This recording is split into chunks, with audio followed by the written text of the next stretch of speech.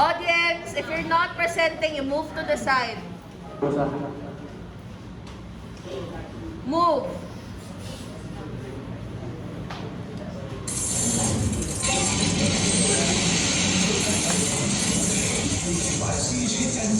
Anywhere and everywhere.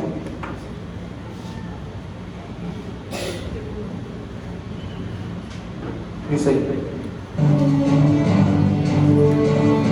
Morning and good evening. Coming to you live from Makati City, the heart of the Philippines.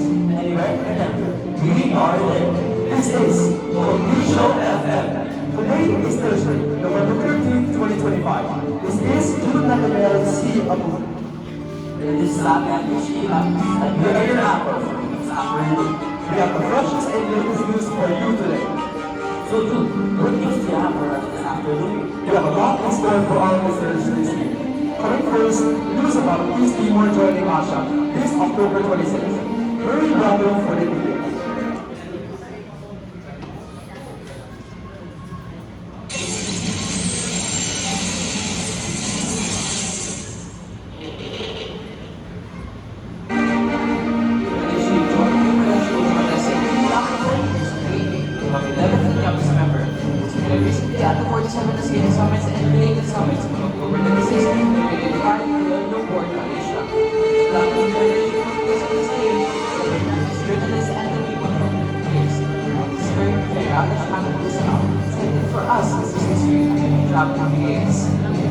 We also have to explain more about the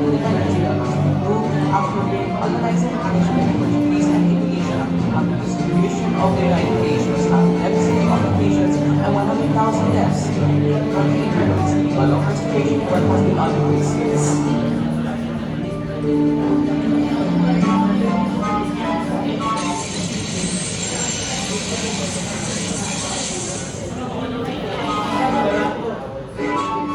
Thank you for that news. Next on Condition FM. Susunod na susunod na mag-hearings, different parts of rights, kailangan for the details. Isa.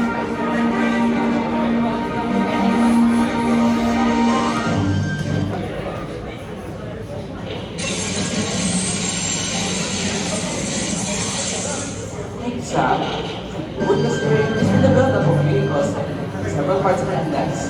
Reports show heavy traffic from the index operating interchange of the Paseo de Las Venezuela bound of Victoria and over from Manikawa to Marilao as well as from San Fernando Bilao to Latisco Gesture.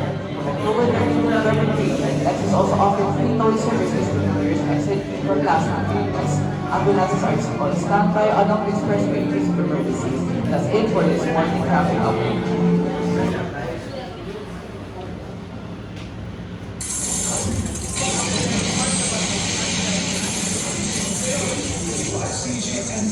Anywhere and everywhere. More details on UP Fund Corners defeating you after our short commercial break.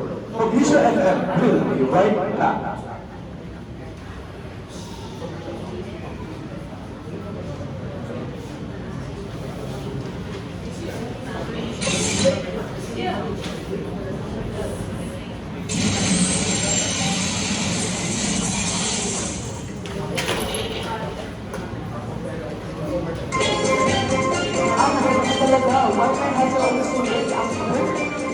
I'm here to help, but first of all, you know that the ants can carry over 9 million germs daily, and they make you and your family sick.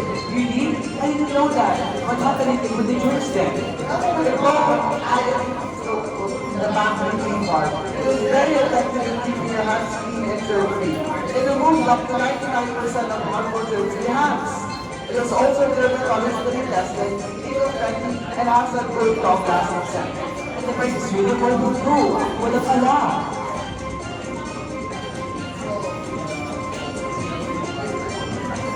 So what are you waiting for? For only 30 pesos under local sari-sari stores and supermarkets. It's new and clean and safe from dirty. Happy, keep your hands clean.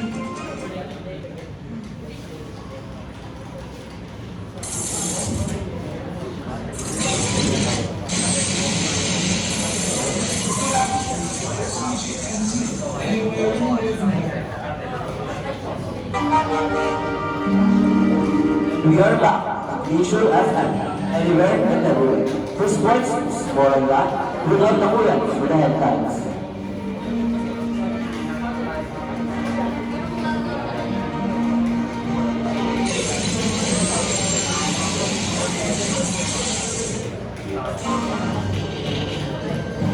The University of the Philippines defeated the University of the East.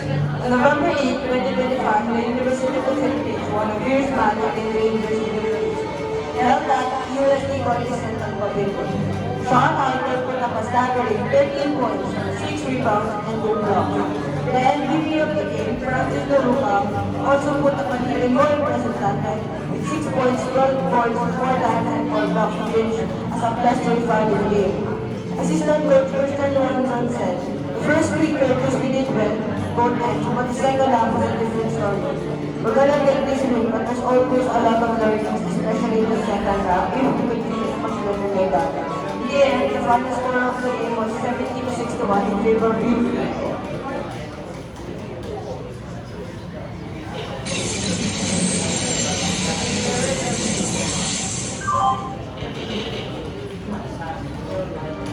This has been the latest news. On behalf of Technical Director Martin Busa, this has been Visual FM, anywhere and everywhere. This is Tuna DLC of Putin, this Sana is Vivatas. Thank you for tuning in. 2 minutes and 10 seconds overtime.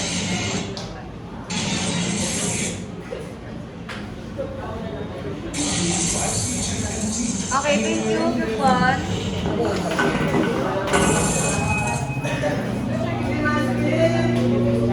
Alright, group 2.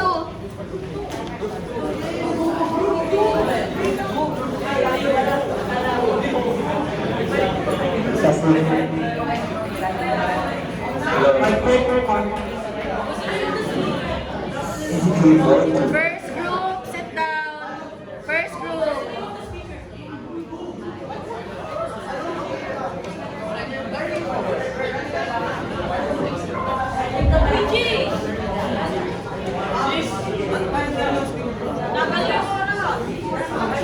Alessio.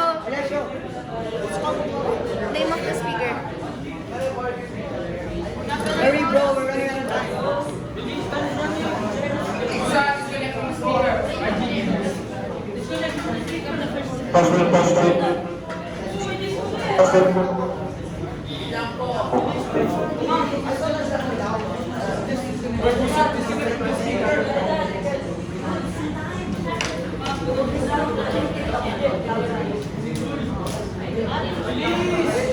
Go.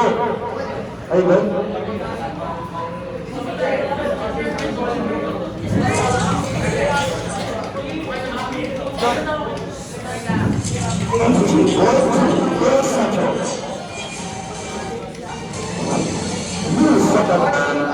Receiving the truth is your right. And superb.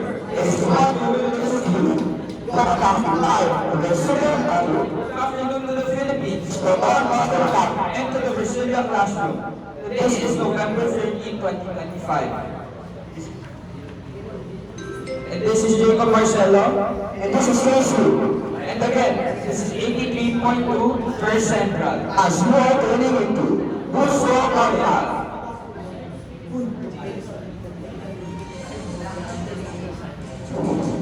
Bringing the truth to the people, for we are one. The time is 11:26. For today's news, Donald Trump leads Japan's new leader for trade. Sana Takeuchi signs rare earth deal.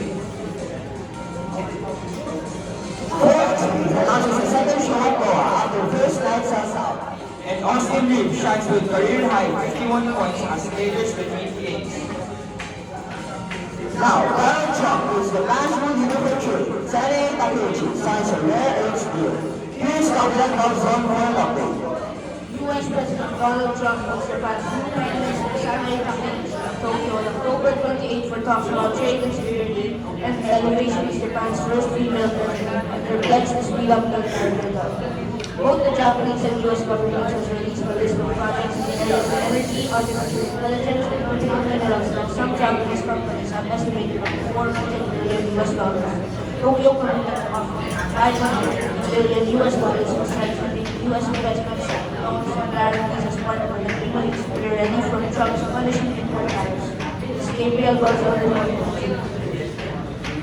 Thank you, Paulson. Moving on to Forbes Page announces a second show of Poa after first night's Celta. Ay, napakalakas, because of background. The popular Filipino band, Ace of Spades, announced that they will have another concert at the Mall of Asia Arena after tickets for the December 12 show sold out.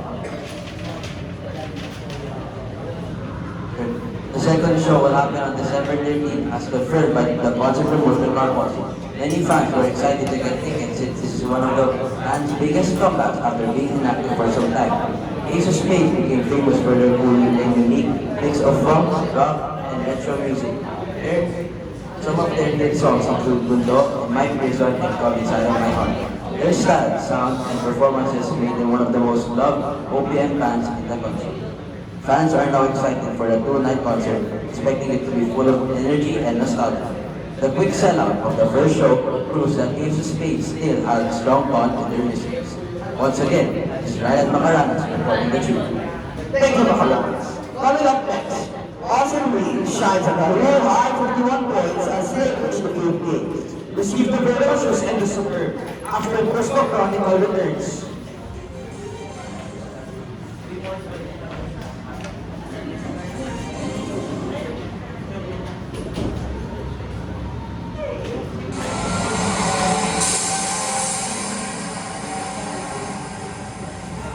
So thirsty. I guess I'll just get a drink from that vending machine there.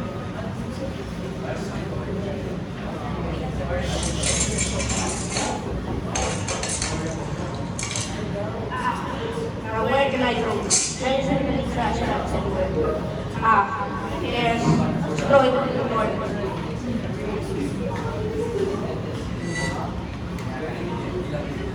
Today, what do you think we're doing? Did you know it produces 61,000 billion metric already? That those beverage money, those making machines contribute a lot to the globe. Bird, we have a better alternative, just throwing it around. Here, use this.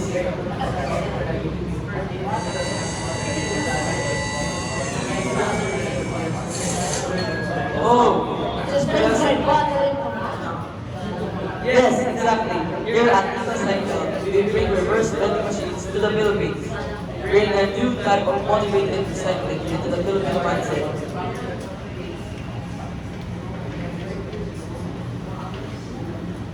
With over 700 machines and 50 recycling sites across the country, we give the Philippines a new way to help the country reduce its waste footprint. So what are you waiting for? Come and use EcoCycle, our PMs today. This message was brought to you by EcoCycle, a new motivation to recycle in the Philippines.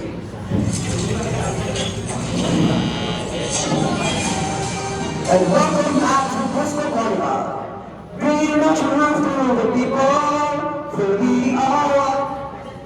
Now, Austin Reed shines with a career high 51 points as Lakers defeat Kings. Here's Preston Sasso for a important key. Austin Reeves delivered a stellar performance on October 26, 2025, scoring a career high of 51 points to lead the Los Angeles Lakers to a 127-120 victory over the Sacramento Kings at Golden One Center. Reeves' impressive stat line included 4 clutch field goals in the final 32 seconds. Reeves was efficient from the field, making almost 22 shots, including 16 pointers, blocking both three-point goals, marked the 500 of his NBA career in addition to scoring powers. Reeves contributed 9 assists and 11 rebounds, showcasing his all-around game. The Kings were without Luka, but the Lakers capitalized, securing a crucial goal. With Reeves' performance solidifies his role as a key player for the Lakers. Once again, this is Preston Sasso, reporting the truth. Thank you, Preston. And also the news for today's podcast. I'm the technical director, Marcos Mariano. Once again, this is Jacob Marcelo. And Chase you. We give you the voracious and let's go, Carnival. Good day to all. 8 minutes and 2 seconds.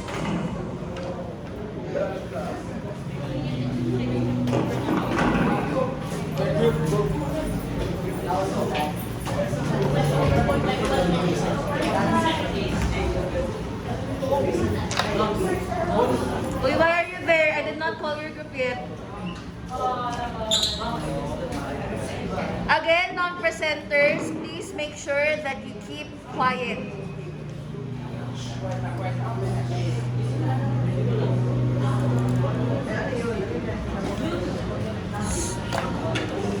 Okay, group 3.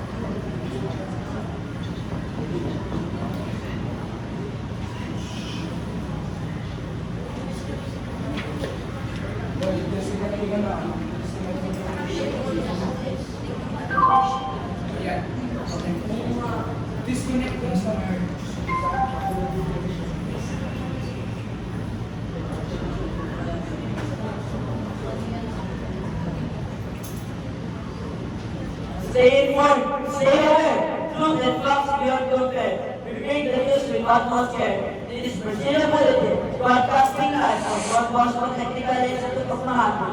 Good afternoon, Philippines. Good afternoon, Makati. It is November 13, 2025. This is Miguel Yusef Planidad, and this is Ina Gabriel Vinosente, and once again, this is the Brazilian Bulletin. Timor-Leste, region's youngest nation, formerly joins ASEAN. Finals for the FIFA WPWA COVID-19. Carlos Yulo claims gold in fall at World Championship. Now that we're done with the headlines, let's move on to the details. What's the news in the Philippines, Mr. Gutierrez? Good afternoon, Mr. Florida. Marcos order seeks hold to DPWH overspend. Last October 25, 2025, President Bongbong Marcos said on Saturday that he ordered this season Secretary of the Department of Public Works and Highways to reduce the prices of construction materials to 50%. This action gave the government save around 30 to 45 billion pesos, which would be used for funding crucial social services like health, education, and food programs. Due to this move, Secretary Quezon called this the single biggest reform ever in DPWH. Thank you for your news, Mr. Gutierrez. Now on to international. What do you have for us today, Mr. Last Sunday, October 26, 2025, in Kuala Lumpur, Malaysia, Timor-Leste, the region's junior nation, formally accepted to be the 11th member of ASEAN. President Bongbong Marcos, among the leaders of ASEAN, signed the official document to make it possible. Sanana Gustao, Timor-Leste's brave prime leader, joined the other ASEAN leaders to have a special handshake symbolizing him officially accepting being one of them. Thank you for informing us about the world. Now that we are informed of the national and international news, let us take a break for a short moment. Brazilian Bulletin will be back shortly. Math is so hard. The equations in our math framework are way more complex, unlike what our teacher taught us. We need a calculator for this. Do you have one? Fortunately, the only calculator I have is this 4-year-old calculator. We might be close. What you say? That's right. The Casio calculator. Casio calculator is our biggest and newest product yet. It's like a normal calculator but even better. Our calculators are designed to be as smart as your mathematics teachers. Need a solution and an answer to a specific math question? Then no problem. Whether it's algebra, geometry, fractions, this calculator can give you solutions and a full-time explanation. And you can just buy it for a price of 69.67 pesos. So what are you waiting for? It's time to make all your assignments with cash flow calculator.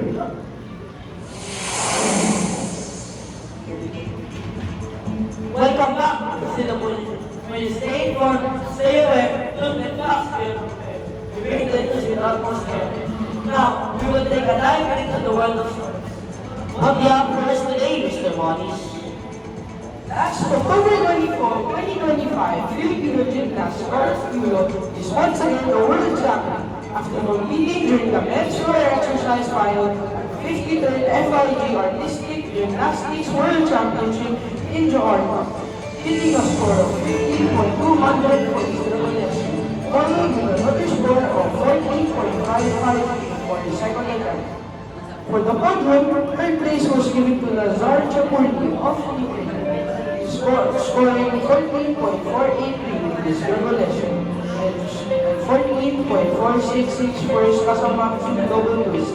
Second place goes to Arthur Tapia with a score of 14.800 for his revelation and got 14.866 for his second attempt. And the first place being taken by Carlos Yulo. Thank you for your news, Mr. Moniz, and that wraps it up. Once again, I am Miguel Yusef Lailad. I am Vita Pedro Sete, our technical personnel, our international news reporter, Matt Hernandez, our national news reporter, Leo Gutierrez, our sports reporter, Rudy Moniz, and once again, we are the Persona Bulletin.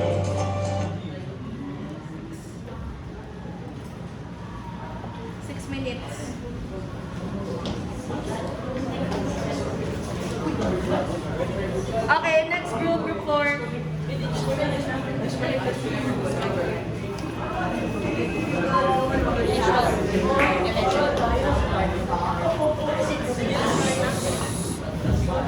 Audience, please move to the side. Audience, you move to the side.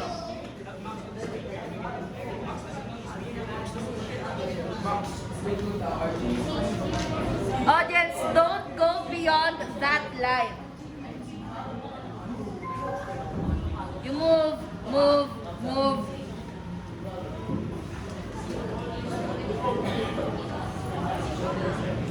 Who's absent? Ha? Galang and Mirabite. Okay, Sabha. Broadcasting live from Don Bosco, Makati. Good morning, Philippines. Good morning, Makati City. Today is November 13, 2025. Special address.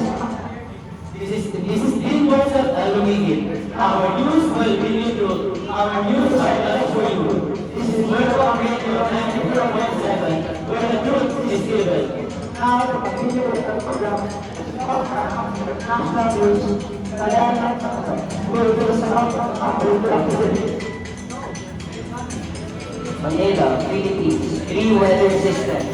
The northeast monsoon or Amihan, intertropical convergence zone, and a low pressure area are forecast to trigger rains nationwide this coming moon last weekend, according to the state weather. Pagasa on Tuesday reported that the northeast monsoon will bring cloudy skies with rain to Bananas and Bamoyan Islands from Thursday to Friday. Thank you for the update, Magtoto. Next, let us give our attention to Larisma, who will be giving us an information about the meeting of U.S. President Donald Trump and Japanese Prime Minister Sanae Takaichi. Donald Trump and Japanese Mr. Sanae Takaichi, the country's first premier, work with the strong hand and expect with strong allies. Takaichi mentioned watching the U.S. and announced the plan to visit Washington for particular peace next year to honor America's 250th anniversary. He also mentioned the unconservative method former Japanese Prime Minister Shinzo Abe to form a strong bond with Trump during his first term. Trump is expected to set $5 million in Japanese investment as part of trade agreement. But kahit masunod-upon the relationship with the U.S. or defending our country's economic interests. Both leaders signed an agreement for the Golden Age of the Nations Alliance. You refer to the announcement of 15% US tax on imported goods and a $5 billion tax for the country investing in the US. That is well appreciated, Larisma. But before we head on to the next segment, let us have a short commercial break. Hi, it's me, Kalen, with Eco Eraser here. Eco Eraser is your easy rubber eraser that your grandma, friends, and classmates use instead of that boring old rubber. Eco Eraser wipes stays in just as wide, and it's also biodegradable for eco-friendliness. A regular eraser gets dirty, small, and easeless, but not Eco Eraser. Eco Eraser is something for the pen, the pencil, and even the markers with just an easy, clean flick. If you call now, we'll give you a special offer. We will give you an XL Eco Eraser and a regular Eco Eraser for the price of one Eco Eraser. That's 150% extra value. Call now at 995-5404-03407. That's 995-5404-03407. That is well appreciated, Lieutenant Toto. Let us now head on to the next segment, the Sport News Report. Salamat. USA Growing Tigers versus Tigers last week. One of the most leading games in the UAE season 18 Men's Basketball Tournament today, October 25 under the at the University of Santa Cruz Tigers faced off against the State University in Argentina. Both teams showcased heart and grit. USC was led by University of Santa but the Universitas and Nicolaitero on the other side, the Green Archers, known for the relentless energy on the court, were powered by Michael Lindsay of the NBA as the players usually battled for everything. One weakness is on gravity and innovation were mastered in the Mika Pantero of USC declared, kapag nasa clutch time, walang takot, iwala lang sa sarili at posisyon. Para sa STEM, Thank you, PJ, for the sport news. That closes the program for today. We hope you enjoyed the program that we gave you. Thank you for listening. Once again, this is Joseph and our news will bring you through. Our news are just for you. Work on radio 94.7. 5 minutes, 40 seconds.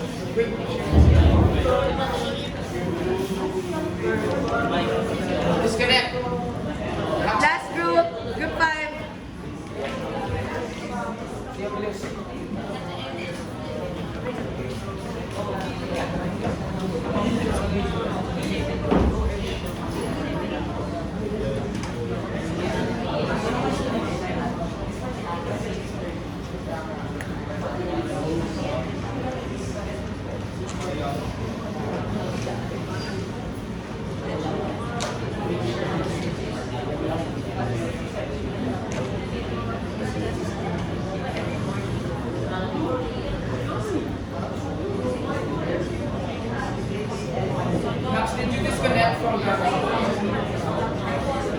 Audience, once again, please keep quiet.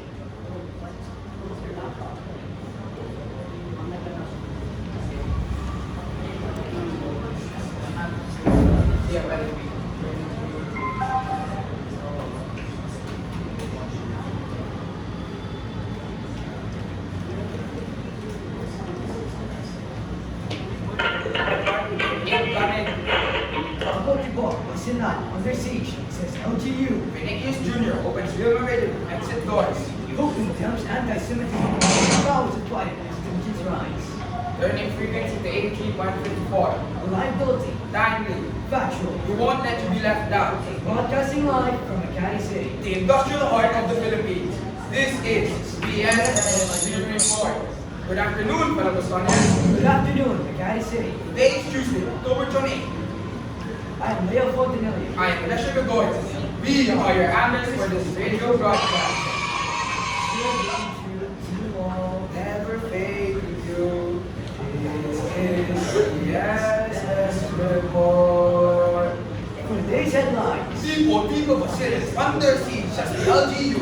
Vinicius Jr. opens Real Madrid exit doors. Who condemns anti-Semitism while fighting extension's rise over Israel's war in Gaza? Details are coming from Boris TV. Pope Leo XIV commended the 60th anniversary of Foster Entity, which the Vatican introduced in its Wednesday General Audience in Rome, a historic document that changed the course of the relationship between the Catholic and Jewish communities. While acknowledging the frictions and misunderstandings that exist between Catholics and Jews with the war in Gaza going on, he re-emphasized the Church's firm opposition to anti-Semitism and its commitment to friendship with the Jewish people based on the gospel. That's the Brandon Moleskine from BSS Report. Up next, details about the siege of Gibraltar Falls. Tuning in next from Mabangay. Deportivo Basilia and after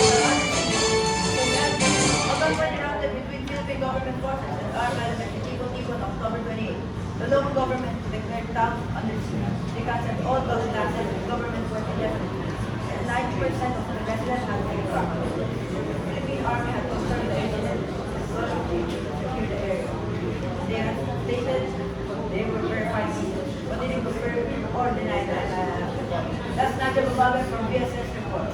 Coming up next, Vinicius Jr. considers Real Madrid exit. All that and more will play after this short break. Ever wanted a drink without the sugar, without any crash? Introducing Green Bison, zero sugar, zero crash, zero calories and all the energy.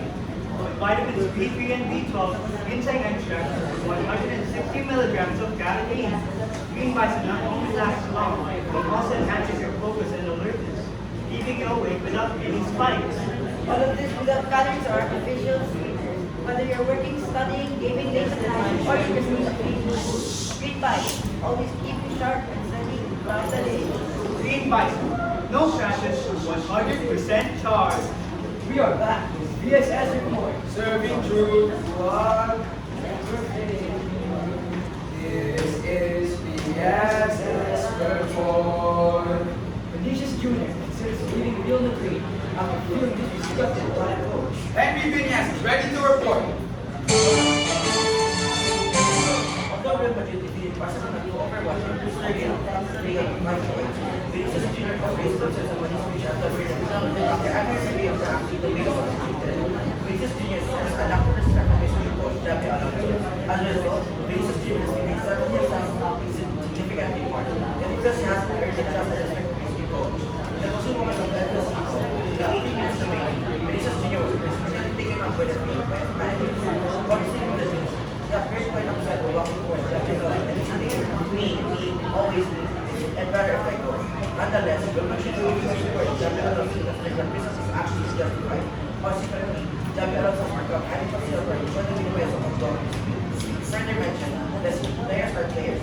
They are constantly unhappy when they're looking at the field. It's nothing significant. Nevertheless, Spanish media, particularly in Madrid, are taking as a significant issue when they that the relationship between Vinicius Jr. and Xabi Alonso is at the slow moving. That's Henry Vinyas from BSS Report. What news team in technical? Kenzo Sia. This is Mayor Fontenelle. And this is Alessio Gregorio. Thank you for tuning in. Never fail. This is the BSS Report on FSTV 8.3. Signing off.